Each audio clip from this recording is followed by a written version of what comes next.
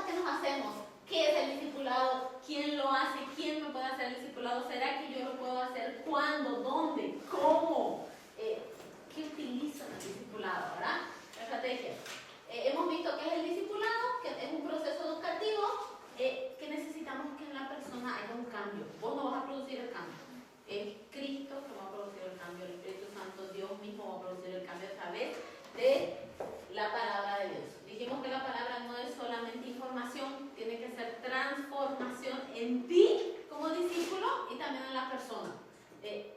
Y cuando lo vayas haciendo vas a experimentar eso. Y el cambio va a ser en 3 áreas: cuerpo, alma y espíritu. No solamente es en la parte intelectual, no solamente es en la parte espiritual, también hace un cambio en tu físico, en todo sentido. O sea, va a ser integral el cambio, porque dice la Biblia que estamos constituidos de cuerpo, alma y espíritu. Y obviamente este cambio lo va a hacer la Biblia, y vimos en Hebreos que la palabra de Dios es viva y eficaz, más cortante que una espada de doble filo, pero hablaba que corrompe la parte física, los tuétanos, las coyunturas, la parte espiritual y el alma. Y nuevamente utiliza las 3 áreas del ser humano. Entonces la palabra de Dios tiene que producir ese cambio, ¿ya? Hemos visto una línea de tiempo donde hemos visto cuál es la misión que nosotros como cristianos tenemos. Y está flor de título en las Biblias, la gran comisión encima. Pero eso se pasa a veces de lado. Y lo conocemos encima de memoria. Y hemos visto que desde el Antiguo Testamento, desde Adán hasta Malaquías, Dios eligió al pueblo de Israel para que sean diferentes a los demás, pero ellos no. Quisieron ser igual a los demás, ¿verdad? No quisieron ese cambio, y sabemos cuál también es el fin de... Todavía no terminó todo, pero hasta el momento cómo está el pueblo de Israel. Gracias a Dios ahora ya tienen su tierra, ¿verdad? Pero están en luchas. El personaje principal era Dios con el pueblo de Israel. Del Nuevo Testamento, a partir de Jesús hasta la ascensión, Jesús utilizó otra estrategia. Como dice, a los suyos vino y los suyos no le recibieron, dice. Cuando no funcionaron con los judíos, lastimosamente vamos a utilizar a 12, ¿verdad? Y habían también 70, habían 120 y multitudes que le seguían a Jesús. Pero él se concentró en esos 12, ¿verdad? Y esa era su estrategia. Calidad, no cantidad. Trabajar en ellos. Cuando vos discipulás, no querés agarrar a todos los por ahí más o menos. No podés agarrar a todos. Vos vas a agarrar a los que Dios te pone. Por eso oramos por eso, ¿no? Terminó cuando Jesús se fue, y en la muerte parecía que el plan otra vez falló. Porque los discípulos desaparecieron todos. Así literalmente.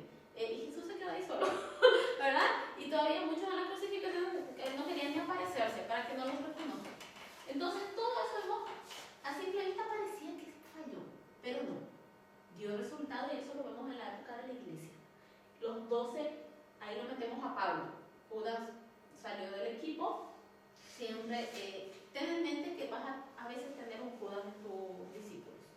Y pueden haber muchos casos como Pedro, pueden haber muchos casos como Juan, y los discípulos dentro de tus discípulos, porque no los cambias, es Dios, entonces no te tienes que frustrar tampoco. Vos hacer lo que a usted corresponde. En el Nuevo Testamento, los 12 que hacen nueva estrategia. ¿Cómo hacemos? Jesús se nos fue, el maestro se nos fue, y es quien le vamos a preguntar, ¿verdad? Ni siquiera había Biblia, era recordarse todo lo que aprendieron. Yo creo que cada uno tenía ahí sus anotaciones, yo me imagino, ¿verdad? Ellos empezaron, podemos hacer la estrategia de la iglesia. La iglesia es la que ahora va a hacer eso, va a ser el que va a llevar el evangelio. ¿Quién es la iglesia? Nosotros. No es la iglesia física, ¿ya? En este caso puse la iglesia del parque, porque estamos hablando de la iglesia del parque. Eso es hasta el rapto, cuando nosotros nos vayamos, y después ya viene la otra parte del Nuevo Testamento que no lo vamos a ver. A nosotros nos interesa la época de la iglesia. ¿Por qué lo hacemos? Porque es un mandato. No porque se me antoja, no porque estoy en liderazgo, no. Cada miembro de la iglesia tiene la obligación en algún momento de su vida a ser discipulado y ser discipulado. Nosotros esa tarea, les dije la vez pasada, le dejamos a los pastores, a los misioneros y a los ministros. Esa es la tarea de ellos. Es tu tarea. Porque si no, la gran comisión hubiera dicho, les digo a los discípulos y a los pastores, ¿verdad? No, dice a todos. ¿Y quiénes somos los discípulos de Jesucristo? Nosotros también, por ende. No fuimos los apóstoles, ¿verdad? Pero somos discípulos.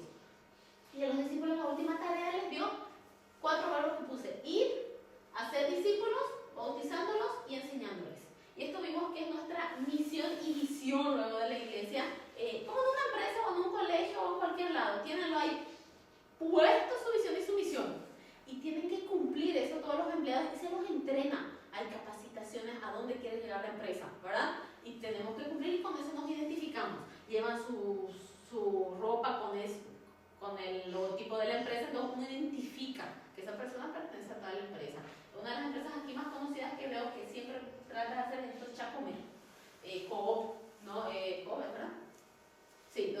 lácteos, que se ven así, ¿verdad? Trébol, son empresas alemanas, pero tienen un perfil y tienen que llenar a eso, y tienen que llegar.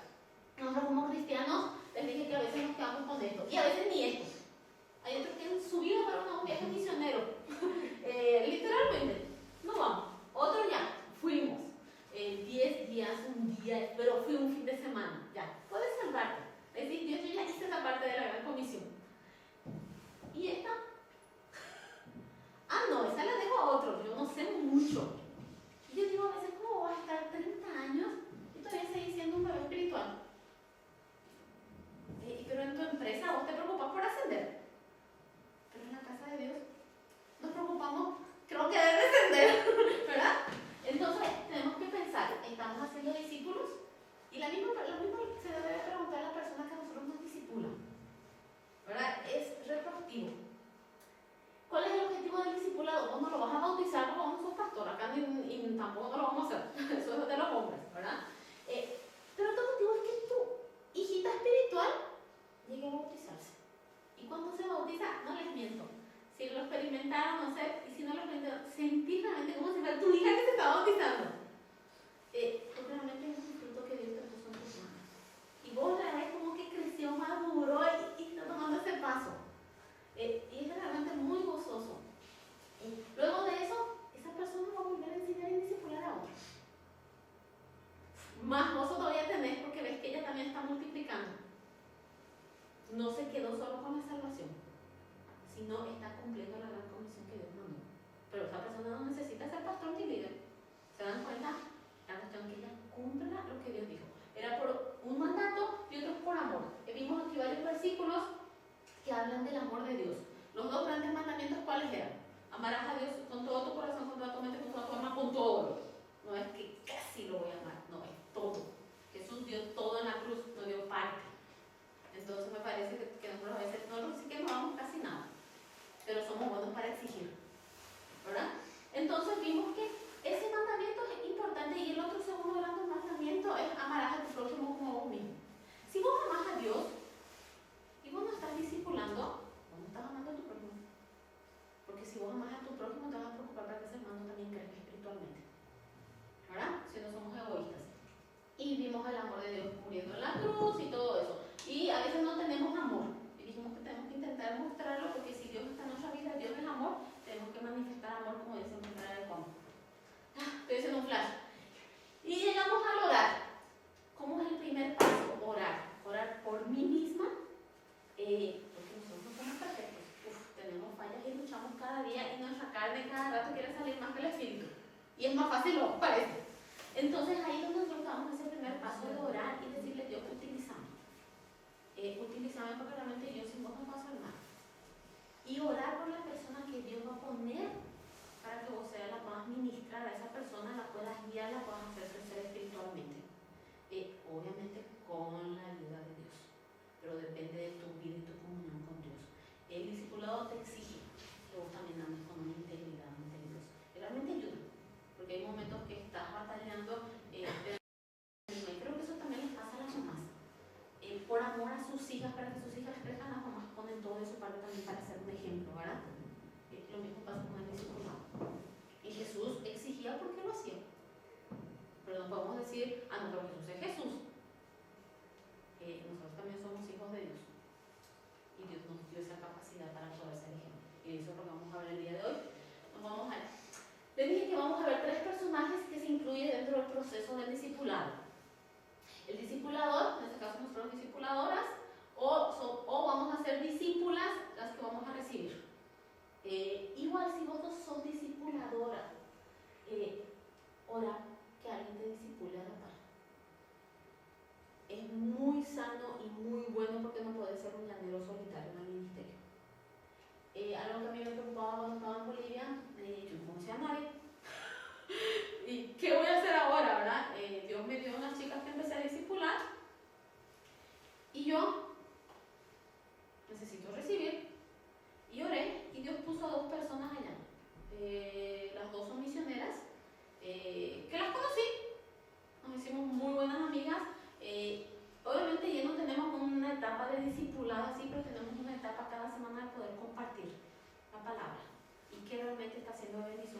vida es más un compartir. Sí, que he tenido una buena época de discipulado, ¿verdad? Pero tenés que buscar una madre espiritual. Tenés que buscar. Ahora, si eres discípula, ora para que alguien te discipule. Y es algo que se está perdiendo en las iglesias y a veces queremos que alguien nos discipule, pero también no hay quien. ¿Verdad? Es como que no sabemos a quién pedirle, pero orar porque Dios provee. Dios diré, ¿no? El que provee. El proceso del discipulado, ¿dónde va? ¿Cómo? ¿Cómo vamos a hacer ese proceso del discipulado? Eso. Se invierte tiempo, se invierte dinero, invertir diferentes recursos por amor a esa persona. Y aún eso va a ayudar en tu carácter a madurar como persona y todo. Vamos a ver que ahí en el medio, arriba, quien maneja todo esto y hace el cambio es Dios. Jesús, el Espíritu Santo. Él es el que hace el cambio en la vida de las dos personas, porque eso es lo que va a hacer. Por eso no es tu obra, no te frustres si no sale como vos habías planeado. Ora para que se haga como Dios esté actuando y que Dios actúe en esa persona, porque Dios solamente te está utilizando. Vamos a buscar antes de irnos Filipenses 1:6, 1 Corintios 3:6-9. Estando persuadido de esto, que el que comenzó en vosotros la buena obra, la perfeccionará hasta el día de Jesucristo. Entonces, ¿quién va a perfeccionar? El que comenzó la obra, Jesús. Él va a perfeccionar. Vos no, nosotros somos humanos. Es Dios quien va a perfeccionar esa obra en tu vida. Por eso es que dejarle a Dios, que Él es el arquitecto, el ingeniero, Él es todo. Nosotros simplemente somos personas que queremos servir a Dios. 1 Corintios 3:6-9. 1 Corintios 3:6-9. Sí. Yo planté, Apolo regó, pero el crecimiento lo ha dado Dios. Así que ni el que planta es algo, ni el que riega, sino Dios que da el crecimiento. Y el que planta y el que riega son una misma cosa, aunque cada uno recibirá su recompensa conforme a su labor. Porque nosotros somos colaboradores de Dios y vosotros sois labranza de Dios, edificio de Dios. Y ahí el título del capítulo 3 lo dice colaboradores de Dios. Yo no sé si les dije a ustedes, pero bueno, los que me conocen, a nivel para que estuvo allá en Bolivia, generalmente allá en el equipo nosotros no decimos líderes, decimos siervos. Somos siervos de Dios. Eso más lo utilicé por años que he visto en el ministerio, que a veces uno es líder y se le sube la vanagloria, ¿verdad? Entonces, evite eso. Y hay un versículo en la Biblia que dice que Jesús vino a servir, no a ser servido. Ese es el ejemplo de Jesús. Pasa. Entonces, por eso allá los chicos decimos, nosotros tenemos el privilegio de servir. Nosotros no somos indispensables en la obra de Dios. Dios puede elegir a otro. Vos te tenés que sentir agradecida que Dios te eligió a vos. Porque podría haber elegido a otra Silvia, podría haber elegido a otra Camila, a otra Ruth, pero me eligió a mí. Y es como decir, Dios realmente no sé qué, fíjate en mí, ¿verdad? Entonces, cuando vos entendés eso, sabés que la obra es de Dios, no es tuya. Todo ese proceso es de Dios. Si vos estás en esa autoridad o en ese ministerio que Dios te puso, ten cuidado. Porque así como te puso, te puede sacar. Porque cómo anda tu vida ante Dios. Y en ese versículo dice ahí, algunos decían en esa época, no, yo soy de Apolo, yo soy de fulano. Otros decían, yo soy de Pablo, yo soy de Juan, yo soy. Y se acuerdan en la época de Jesús, no, nosotros somos seguidores de Juan el Bautista, ¿verdad? Pero nadie es dueño de nadie. Nadie, el único dueño es Dios. Y eso también vos tenés que tener cuidado en las chicas que vos discipulas. Algunas chicas porque tienen más gracia contigo, realmente, ay no, yo lo hago con ella, sí o sí, no quiero cambiar de discípulo. Ojo con eso, chicas. Cuando tu discípula te